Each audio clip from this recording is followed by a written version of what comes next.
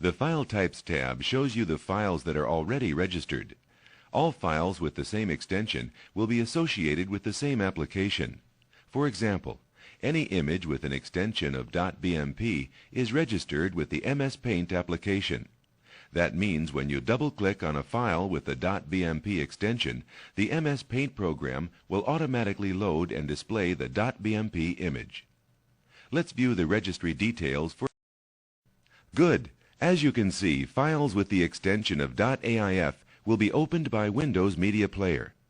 If necessary, you can also add items to the registry by using the New button, delete items from the registry by using the Delete button, or make changes to the registry using the Change button. For now, we won't make any changes. Close the Folder Options dialog box and close the In addition to customizing your computer for ease of use, you will also find at times that you may need to fix problems and errors. Some errors can be fixed very easily without troubleshooters or technical support personnel. Fixing problems may be as simple as closing programs or restarting your computer. Important note: the most common reason hardware doesn't work is that the hardware is not properly connected or turned on. If you encounter problems with your hardware, try an easy solution first. Make sure all cables are securely attached to your computer and that the devices are turned on. If you are working with several programs at once, you may find you can't open some programs or that programs you've opened won't work properly. Usually this problem can be solved by closing some of your open programs. Closing programs will free up memory on your computer. One way that you can close programs that have stopped responding to Windows commands is by pressing Ctrl plus Alt plus Delete. When you do, the Windows Security dialog box will appear.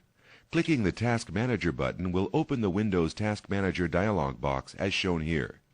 Select the program that isn't working, then click End Task. Sometimes you may have to shut down your system entirely and restart it to resolve system problems. As a last resort, if you cannot use the keyboard or mouse, you can press the Reset button to restart your system. The Reset button is found on the front of your computer. As you can see, troubleshooting tools help you when the computer or programs on the computer are behaving erratically and not running properly.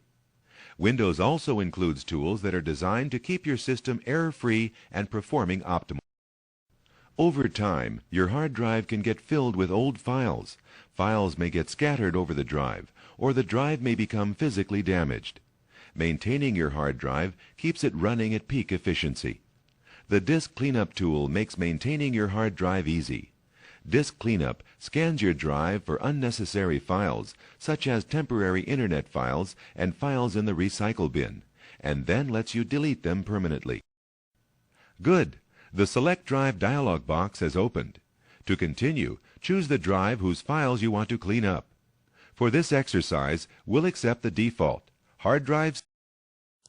The Disk Cleanup dialog box lets you choose which folders and files to delete. Files are selected for deletion by clicking their checkbox. As a precaution, Windows will ask you to confirm your decision. For this exercise, folders have already been selected and are ready to be deleted. Now you have maximized your computer's hard disk by deleting unnecessary files and folders. Another way to optimize your computer's performance is to rearrange unused space. This lets files and programs run faster and more efficiently. Windows includes a tool called Disk Defragmenter that will do this. This is the Disk Defragmenter screen. To access the Disk Defragmenter, highlight Programs on the Start menu, then select Accessories, highlight System Tools, and click Disk Defragmenter. In order to understand why you would run Disk Defragmenter, consider how a hard drive becomes fragmented. A hard drive is divided into clusters of memory. Anytime you update a file, it is stored on an empty memory cluster, not with the original file. This fragments the file, and it takes Windows longer to read fragmented files than unfragmented files. In addition, each file or fragment takes up an entire cluster of memory. No other file may be stored in the same cluster as another. Disk Defragmenter is useful because it puts all fragments of a file together and stores the whole file in one location. This in turn improves the speed at which your computer accesses files. Running Disk Defragmenter will also free memory clusters otherwise wasted on small file fragments. Running Disk Defragmenter, however, may take considerable time, depending on how you use your computer and how often you defragment it.